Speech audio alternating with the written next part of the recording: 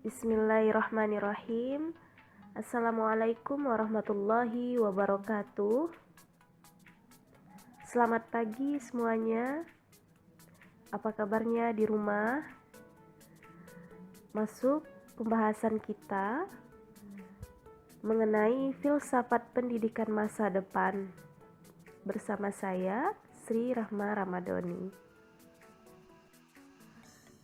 Di sini kita akan membahas pertama mengenai tinjauan problema dan dilematika pendidikan, kedua pendidikan untuk kemanusiaan dan kemerdekaan. Tinjauan problema dan dilematika pendidikan. Dasar-dasar penerapan demokrasi pendidikan di Indonesia sudah diletakkan dalam Tujuan Pendidikan Nasional Undang-Undang Republik Indonesia Nomor 20 Tahun 2003 tentang Sistem Pendidikan Nasional menyatakan bahwa tujuan pendidikan nasional adalah mengembangkan potensi peserta didik agar menjadi manusia yang beriman dan bertakwa kepada Tuhan Yang Maha Esa, berakhlak mulia, sehat, berilmu, cakap, kreatif, mandiri, dan menjadi warga negara yang demokratis serta tanggung jawab. Berikut pendidikan demokrasi memiliki beberapa unsur. Yang pertama, kebebasan politik. Jadi maksudnya adalah masyarakat memerlukan pemerintah dari dan untuk mereka sendiri. Hak-hak politik rakyat akan berdiri tegak jika pemerintah mempunyai rasa keadilan dan toleransi. Pendidikan politik harus mendorong peserta didik untuk mengetahui dan menguatkan hak-hak politiknya tanpa adanya intimidasi atau paksaan. Kedua, kebebasan intelektual. Kebebasan intelektual diperlukan karena masyarakat demokratis adalah masyarakat yang menghargai akan kemampuan intelektual para anggotanya, baik untuk kepentingan dirinya sendiri maupun untuk kesejahteraan masyarakat. Kebebasan intelektual menjadi syarat utama dalam memformulasikan sistem nilai untuk kepentingan bersama. Tanpa kebebasan intelektual, tidak akan dapat diperoleh kesepakatan yang benar-benar telah diuji tentang untung ruginya. Ketiga, kesempatan untuk bersaing di dalam perwujudan diri sendiri. Maksudnya, setiap peserta didik mendapatkan kesempatan yang sama untuk mewujudkan dirinya sendiri, mengembangkan potensinya dalam melakukan sesuatu yang terbaik tanpa adanya diskriminasi sosial, ekonomi, gender, asal-usul, dan agama. Perwujudan diri sendiri atau yang bisa dinamakan self-realization dapat berupa kesamaan dalam hukum. Tidak ada diskriminasi bagi anggota masyarakat di dalam pelaksanaan hukum yang telah disepakatinya bersama. Adanya perbedaan manusia di dalam keanggotaannya dalam masyarakat diakui hanya didasarkan pada kapasitasnya untuk berkembang dan sumbangannya kepada kepentingan bersama. Selain itu, perwujudan diri ini juga mencakup hak-hak berorganisasi, ya. Di dalam organisasi, setiap anggota dapat menyatakan kemampuannya, baik sebagai pemimpin, penggagas, atau pelaksana yang sadar akan kemampuannya dan menyumbangkan secara optimal potensinya kepada diri sendiri dan sesama manusia dalam masyarakatnya. Keempat, pendidikan yang mengembangkan kepatuhan moral pada kepentingan bersama, bukan kepentingan sendiri atau kepentingan kelompok. Jadi, kepatuhan moral akan mengikat seseorang di dalam kelompoknya.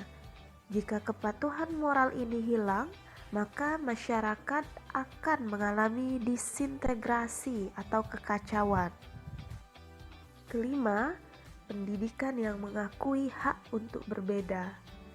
Jadi, pengakuan ini sebagai wujud penghormatan atas kepribadian seseorang. Proses pendidikan harus memberikan ruang untuk penghargaan atas perbedaan yang ada, baik di dalam keluarga maupun di dalam lembaga pendidikan formal. Keenam, percaya kepada kemampuan manusia untuk membina masyarakat yang lebih baik di masa depan. Jadi, kebudayaan yang dinamis adalah kebudayaan yang percaya pada kemampuan anggotanya untuk membina suatu masyarakat yang lebih baik, tanpa melupakan unsur-unsur dari kebudayaannya sendiri yang dapat memberikan kekuatan baginya untuk menatap masa depan yang lebih sejahtera. Untuk mendukung terwujudnya masyarakat madani yang memiliki kesiapan dan kemampuan untuk menghadapi berbagai tantangan pada era global, dunia pendidikan di Indonesia dituntut untuk melakukan pembenahan yang mengarah pada terciptanya pendidikan yang lebih demokratis, akuntabel, dan bermutu. Jadi, pendidikan yang demokratis berarti proses pengambilan keputusan pendidikan pada semua tingkatan melibatkan lebih banyak stakeholder pendidikan. Akuntabel di sini berarti bahwa proses dan hasil pendidikan dapat dipertanggungjawabkan kepada semua stakeholder pendidikan. Bermutu juga dapat diartikan bahwa dari proses pendidikan yang dilaksanakan, peserta didik dijamin mendapatkan pengetahuan, sikap-sikap, nilai-nilai, dan keterampilan yang memberikan landasan yang kuat bagi mereka untuk belajar lebih lanjut atau hidup di tengah masyarakat. Nah, untuk mewujudkan hal itu, pengelola satuan pendidikan di Indonesia dituntut untuk memiliki kemampuan manajerial yang dilandasi oleh tanggung jawab profesional sehingga kewenangan yang dimilikinya dapat benar-benar bermanfaat bagi sekolah itu sendiri. Salah satu wujud dari demokratisasi pendidikan di Indonesia adalah pelaksanaan otonomi pendidikan. Oke, salah satu wujud otonomi pendidikan atau desentralisasi ya. Desentralisasi menurut Salim tahun 2007 dapat dibedakan menjadi 3 bentuk, yaitu dekonsentrasi, delegasi, dan devolusi. Secara konseptual, terdapat 2 jenis desentralisasi pendidikan. Yang pertama, desentralisasi kewenangan di sektor pendidikan dalam hal kebijakan pendidikan dan aspek pendanaannya dari pemerintah pusat ke pemerintah daerah. Kedua, desentralisasi pendidikan dengan fokus pada pemberian kewenangan yang lebih besar di tingkat sekolah. Konsep desentralisasi pendidikan yang pertama berkaitan dengan otonomi daerah dan desentralisasi penyelenggaraan pemerintah dari pusat ke daerah. Sedangkan konsep desentralisasi pendidikan yang memfokuskan pada pemberian kewenangan yang lebih besar pada tingkat sekolah dilakukan dengan motivasi untuk meningkatkan kualitas pendidikan. Tujuan dan orientasi dari desentralisasi pendidikan sangat bervariasi berdasarkan pengalaman desentralisasi pendidikan yang dilakukan di beberapa negara Amerika Latin, di Amerika Serikat, dan Eropa.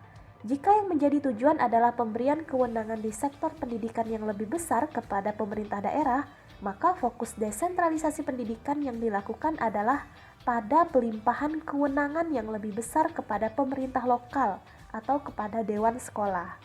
Implisit ke dalam strategi desentralisasi pendidikan yang seperti ini adalah target untuk mencapai efisiensi dalam penggunaan sumber daya, yaitu atau school research, dana pendidikan yang berasal dari pemerintah dan masyarakat. Dekonsentrasi merupakan penyerahan tugas dan pekerjaan, tetapi bukan kewenangan kepada unit organisasi. Delegasi merupakan penyerahan kewenangan dalam penentuan keputusan dari unit organisasi yang lebih tinggi kepada hierarki organisasi yang lebih rendah. Kendati pun wewenang itu dapat ditarik lagi oleh si pemberi delegasi. Kalau devolusi, yaitu menyerahkan kewenangan kepada unit organisasi yang dapat melaksanakan secara mandiri atau unit organisasi yang dapat melaksanakan tanpa harus meminta petunjuk terlebih dahulu. Devolusi memberi hak penuh kepada daerah untuk memilih dan mengangkat wali kota bupati, menyusun anggaran, dan membuat keputusan sendiri. Dari ketiga bentuk desentralisasi, devolusi merupakan bentuk nyata dari desentralisasi.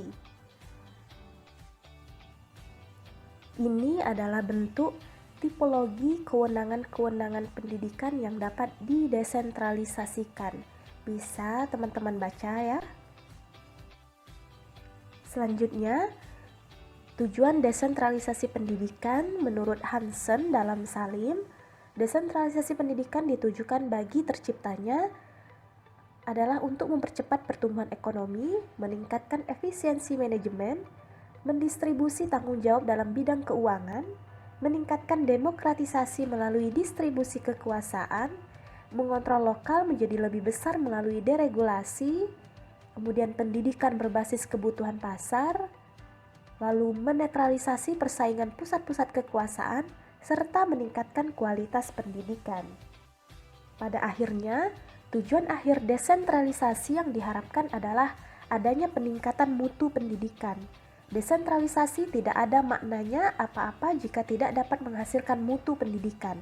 Yang diharapkan, desentralisasi tidak hanya sekedar memindahkan hak dan kewenangan, melainkan yang lebih penting adalah memindahkan tanggung jawab, komitmen daerah untuk meningkatkan mutu pendidikan. Jika desentralisasi dilaksanakan dengan konsep dan perencanaan yang matang, maka desentralisasi pendidikan diharapkan akan mencapai tujuan yang diharapkan, yaitu peningkatan mutu pendidikan. Selanjutnya, terdapat 3 isu sentral dalam pendidikan di Indonesia, yaitu pertama, mutu pendidikan. Isu mutu pendidikan terkait kualitas guru dan tenaga kependidikan, yaitu kepala sekolah, pengawas, dan pendidik. Kurikulum pengajaran, metode pembelajaran, bahan ajar, alat bantu pembelajaran, dan manajemen sekolah. Keenam elemen ini saling berkaitan dalam upaya meningkatkan kualitas belajar mengajar yang berpuncak pada peningkatan mutu pendidikan. Namun, guru tetap merupakan faktor determinan dalam menentukan tinggi rendahnya mutu pendidikan. Jumlah total guru sekitar 2,4 juta orang, sebagian besar berlatar belakang pendidikan SMA dan D3 untuk jenjang TK, SD, SMP, dan sebagian kecil tamatan S1 untuk jenjang SMA. Tentu saja ini berpengaruh pada kemampuan mengajar yang diukur dengan penguasaan materi pelajaran dan metodologi pengajaran. Selain itu, banyak guru yang mengajar di luar bidang keahliannya, yang secara teknis disebut mismatch. Problem mereka ini, kemiskinan menjadi hambatan utama dalam mendapatkan akses pendidikan. Selain itu, daerah-daerah di luar Jawa yang masih tertinggal juga harus mendapat perhatian guna mencegah munculnya kecemburuan sosial. Dalam konteks ini, kebijakan affirmative action amat relevan diterapkan guna mengatasi kesenjangan partisipasi pendidikan antar daerah dan antar kelompok masyarakat. Ketiga, efisiensi anggaran. Yang dimaksud efisiensi dalam menggunakan dana pendidikan adalah penggunaan dana yang harganya sesuai atau lebih kecil daripada produksi dan layanan pendidikan yang telah direncanakan, atau secara lebih luas pendidikan lebih kecil daripada produksi pendidikan bila semuanya dapat diuangkan. Sementara itu, yang dimaksud dengan penggunaan dana pendidikan secara efektif adalah bila dengan dana tersebut pendidikan yang telah direncanakan bisa dicapai dengan relatif sempurna. Peningkatan efisiensi pendidikan adalah salah satu dari kebijakan pemerintah, hasil Rapat Kerja Nasional tahun 94. Kebijakan yang lain adalah pemerataan dan perluasan kesempatan belajar, peningkatan relevansi pendidikan dengan pembangunan, dan peningkatan mutu pembangunan.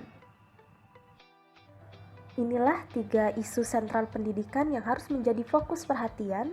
Peningkatan mutu pendidikan yang amat penting guna melahirkan lulusan yang berkualitas dengan standar kompetensi tinggi sehingga siap menghadapi kompetisi global. Pemerataan pendidikan amat kritikal untuk menjamin keadilan, terutama bagi masyarakat miskin dalam memperoleh kesempatan pendidikan. Efisiensi anggaran harus dilakukan guna memastikan pemanfaatan dana secara benar untuk menghindari misalokasi, salah sasaran, dan kebocoran. Contoh ekstrim guru sejarah mengajar matematika dan IPA yang terutama banyak dijumpai di madrasah, baik ibtidaiyah, sanawiyah maupun aliyah. Guru mismatch ini jelas tidak mempunyai kompetensi untuk mengajar mata pelajaran yang bukan bidang keahliannya, sehingga dapat menurunkan mutu aktivitas pembelajaran. Dengan demikian, upaya peningkatan mutu guru mutlak dilakukan yang bisa ditempuh melalui program sertifikasi dan penyetaraan D3 dan S1 menurut bidang studi yang relevan. Namun, upaya ini harus disertai pula dengan peningkatan kesejahteraan guru melalui pemberian insentif.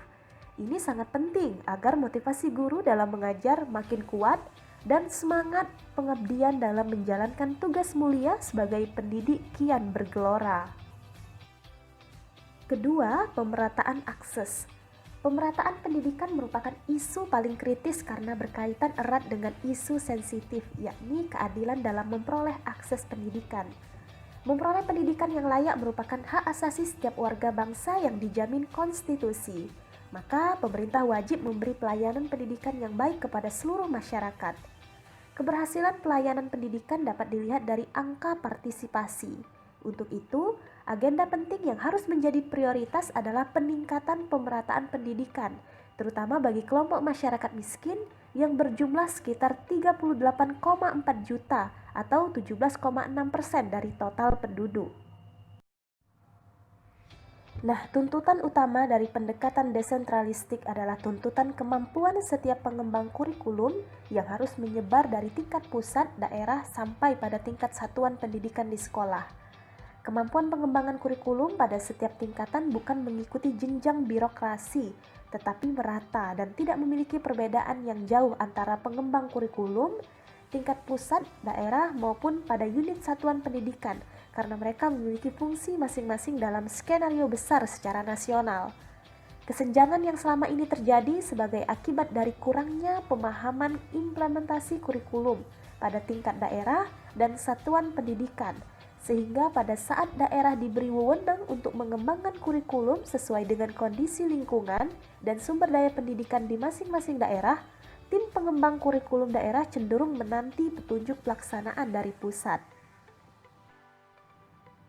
Oke, selanjutnya untuk memperkuat pelaksanaan otonomi pendidikan, upaya yang dilakukan yang pertama, upaya peningkatan mutu pendidikan dilakukan dengan menetapkan tujuan dan standar kompetensi pendidikan, yaitu melakukan konsensus nasional antara pemerintah dengan seluruh lapisan masyarakat.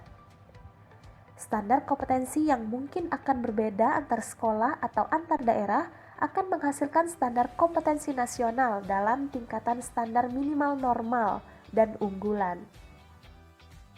Kedua, peningkatan efisiensi pengelolaan pendidikan mengarah pada pengelolaan pendidikan berbasis sekolah dengan memberikan kepercayaan yang lebih luas kepada sekolah untuk mengoptimalkan sumber daya yang tersedia bagi tercapainya tujuan pendidikan yang diharapkan. Ketiga, peningkatan relevansi pendidikan mengarah pada pendidikan berbasis masyarakat. Maksudnya, peningkatan peran serta orang tua dan masyarakat pada level kebijakan atau pengambilan keputusan dan level operasional melalui komite atau dewan sekolah. Komite ini terdiri atas kepala sekolah, guru senior, wakil orang tua, tokoh masyarakat, dan perwakilan siswa yang tidak dimanipulasi. Peran komite meliputi pengembangan kurikulum, perencanaan implementasi, monitoring, serta evaluasi program kerja sekolah. Keempat, pemerataan pelayanan pendidikan mengarah pada pendidikan yang berkeadilan. Maksudnya, hal ini berkenaan dengan penerapan formula pembiayaan pendidikan yang adil dan transparan. upaya pemerataan mutu pendidikan dengan adanya standar kompetensi minimal, serta pemerataan pelayanan pendidikan bagi siswa pada semua lapisan masyarakat. Selanjutnya, mengenai syarat atau faktor penunjang keberhasilan desentralisasi pendidikan menurut Salim tahun 2007. Yang pertama, menetapkan deregulasi. Deregulasi merupakan proses pemangkasan jalur birokrasi yang terlalu ketat dan panjang. Maksudnya adalah deregulasi berarti menghilangkan banyaknya rantai birokrasi yang terlalu banyak. Sebagai sistem, semestinya birokrasi bukan untuk mempersulit dan memperlambat proses. Seharusnya memperlancar proses layanan yang diperlukan oleh masyarakat. Kedua, menerapkan semi-otonomi atau melaksanakan desentralisasi secara bertahap dan berkesinambungan. Maksudnya, pemberian otonomi kepada sekolah, misalnya harus mempertimbangkan kesiapan sekolah untuk dapat melaksanakannya. Keempat, menetapkan profesionalisme, transparansi, dan akuntabilitas dalam pelaksanaan desentralisasi pendidikan. Tanpa profesionalisme, transparansi, dan akuntabilitas, proses desentralisasi pendidikan akan berjalan tanpa nuansa demokrasi. Ketiga, melaksanakan kepemimpinan demokratis dan partisipatif dalam penyelenggaraan pendidikan di sekolah. Maksudnya, kewenangan dalam penyelenggaraan sekolah terdapat dalam dua institusi, yaitu kepala sekolah dan komite sekolah. Untuk menampung inspirasi kepala sekolah dan ketua komite sekolah harus dapat bekerja sama sesuai dengan peran, fungsi, dan tugas masing-masing. Selanjutnya, implikasi desentralisasi pendidikan perlu dipertimbangkan menurut Salim tahun 2007. Yang pertama adalah masyarakat dan aparat pemerintah daerah harus memiliki kemampuan manajerial yang memadai untuk menerima kekuasaan dan kewenangan yang diberikan kepadanya. Kedua, perlu adanya perubahan sikap dan perilaku yang bertanggung jawab dalam menerima amanah yang diberikan kepada para pemegang otoritas di daerah. Terakhir, dalam menjunjung tinggi konsensus nasional negara, diperlukanlah media koordinasi antar kabupaten atau kota dan dapat melibatkan pihak provinsi untuk melaksanakan fungsi koordinasi tersebut. Selanjutnya, pendidikan untuk kemanusiaan dan kemerdekaan. Tujuan filsafat pendidikan tentang manusia adalah untuk mengarahkan pembentukan tingkah laku manusia yang rasional, didaktif dengan alam, selektif dengan perubahan, berjiwa reformis, modernis, kritis, dan progresif. Manusia diarahkan pada pembentukan pola kehidupan yang mandiri dengan moralitas yang tinggi dan universal, yaitu kebaikan yang tidak mengenal batas ruang dan waktu. Manusia sebagai perilaku pendidikan dibentuk oleh filsafat pendidikan menjadi manusia yang bermoral. Undang-Undang Republik Indonesia Nomor 20 Tahun 2003 tentang Sistem Pendidikan Nasional Bab 1 Pasal 1 Ayat 3 berisi ketentuan bahwa sistem pendidikan nasional adalah keseluruhan komponen pendidikan yang saling terkait secara terpadu untuk mencapai tujuan pendidikan nasional. Ketentuan ini menempatkan tujuan pendidikan nasional menjadi penting, yaitu sebagai pertimbangan utama untuk merumuskan komponen-komponen pendidikan yang lain, terutama untuk mengevaluasi secara lebih baik mengenai tawaran-tawaran teori-teori yang merupakan solusi bagi persoalan-persoalan utama pendidikan. Bab 2 Pasal 3 menyebutkan bahwa pendidikan nasional berfungsi mengembangkan kemampuan dan membentuk watak serta peradaban bangsa yang bermartabat dalam rangka mencerdaskan kehidupan bangsa, bertujuan untuk berkembangnya potensi peserta didik agar menjadi manusia yang beriman dan bertakwa kepada Tuhan Yang Maha Esa, berakhlak mulia, sehat, berilmu, cakap, kreatif, mandiri, dan menjadi warga negara yang demokratis serta bertanggung jawab. Nah, rumusan tentang tujuan pendidikan nasional ini sebagai kesatuan kalimat yang tidak menunjukkan konsep yang jelas. Susunan-susunan katanya terlalu rinci dan tidak jelas hubungannya dengan nilai-nilai Pancasila. Rumusan tentang tujuan pendidikan nasional ini perlu diperbaiki dengan memperhatikan pandangan bangsa Indonesia tentang hakikat manusia sebagai landasan ontologisnya dan nilai-nilai utama landasan aksiologisnya, yaitu nilai-nilai Pancasila. Tujuan pendidikan nasional tentunya tetap bercirikan rasionalitas, tetapi rasionalitas yang berkeadaban. Berpikir rasional yang berkeadaban adalah kemampuan berpikir rasional yang mempertimbangkan nilai-nilai kebenaran, kebaikan, keindahan, dan religius. Perumusan tujuan pendidikan nasional supaya bersifat konseptual, maka penting memperhatikan berbagai teori-teori pendidikan yang ada agar dapat dilakukan perumusan yang komprehensif. Berbagai teori-teori pendidikan yang dijadikan pertimbangan merumuskan tujuan pendidikan adalah esensialisme, tetapi tidak meninggalkan ranah tujuan, menurut teori-teori progresivisme, perennialisme, dan rekonstruksionisme. Rumusan tentang fungsi dan tujuan pendidikan nasional seperti ketentuan bab 2 pasal 3 dapat diperbaiki dengan meliputi unsur-unsur utama sebagai berikut. Fungsi pendidikan nasional adalah mengembangkan kemampuan berpikir rasional dan membentuk watak yang luhur sesuai nilai-nilai Pancasila, yaitu nilai-nilai ketuhanan, kemanusiaan, persatuan, kerakyatan, dan keadilan. Tujuan pendidikan nasional adalah untuk mengembangkan potensi peserta didik agar menjadi manusia yang mampu berpikir rasional dan berwatak luhur, yaitu menjunjung tinggi nilai-nilai kebenaran, kebaikan, keindahan, dan religius, serta secara konstruktif dan demokratis menjadi warga negara yang kreatif dan bertanggung jawab untuk memajukan bangsa Indonesia dalam menyesuaikan diri dengan tuntutan perkembangan masyarakat modern yang berkeadilan. Selanjutnya, tujuan pendidikan berdasar teori esensialisme adalah internalisasi nilai-nilai budaya ke jiwa anak didik. Tujuan pendidikan berdasarkan teori progresivisme adalah agar anak didik mampu berbuat sesuatu dengan pemikiran kreatif untuk mengadakan penyesuaian terus-menerus sesuai dengan tuntutan lingkungan. Tujuan pendidikan berdasarkan teori perennialisme adalah pertumbuhan jiwa yang rasional agar anak didik dapat menemukan evidensi-evidensi diri sendiri.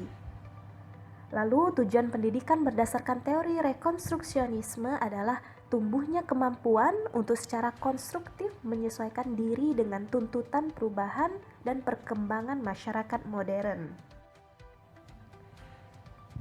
Bab 10 pasal 37 berisi ketentuan bahwa kurikulum pendidikan dasar dan menengah wajib memuat pendidikan agama, pendidikan kewarganegaraan, bahasa, matematika, ilmu pengetahuan alam, ilmu pengetahuan sosial, seni dan budaya, pendidikan jasmani dan olahraga, keterampilan atau kejuruan, dan muatan lokal. Nah, inilah permasalahan kurikulum baru tahun 2013 yang perlu mendapat tanggapan adalah diintegrasikannya mata pelajaran ilmu pengetahuan alam menjadi materi pembahasan tematik, bahasa Indonesia dan matematika untuk kelas 5 dan 6. Mata pelajaran ilmu pengetahuan sosial diintegrasikan menjadi materi pembahasan tematik pendidikan Pancasila dan kewarganegaraan serta bahasa Indonesia. Permasalahan lain yang perlu mendapat perhatian adalah dihapusnya jurusan di sekolah menengah atas dan dikembalikannya mata pelajaran pendidikan Pancasila dalam kesatuan dengan mata pelajaran pendidikan kewarganegaraan. Jadi, pengintegrasian mata pelajaran ilmu pengetahuan alam dan ilmu pengetahuan sosial apabila diartikan bukan penghapusan, maka dapat dibenarkan. Peminiman dalam arti pengurangan jumlah jam untuk pelajaran kognitif memang diperlukan agar tersedia waktu yang cukup untuk membentuk pribadi yang berkemampuan pikir dan tindak yang efektif dan kreatif.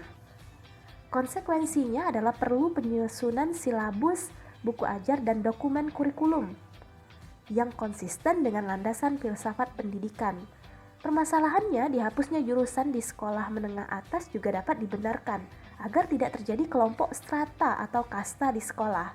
Siswa yang satu akan berbeda dengan siswa yang lain karena perbedaan peminatan akademis. Permasalahan dikembalikannya mata pelajaran pendidikan Pancasila dalam kesatuan dengan mata pelajaran pendidikan kewarganegaraan juga benar. karena nilai-nilai Pancasila adalah kepribadian bangsa Indonesia. Pendidikan agama, pendidikan Pancasila, pendidikan kewarganegaraan merupakan unsur utama pendidikan karakter. Karena pendidikan karakter adalah upaya terencana yang bukan hanya untuk mengenal melalui pembelajaran kognitif, tetapi memerlukan kepedulian dan internalisasi nilai-nilai.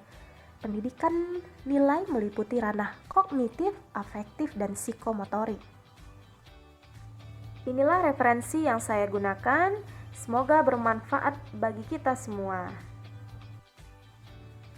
Baiklah, sebelum saya mengakhiri, apabila ada pertanyaan, silahkan ditanyakan.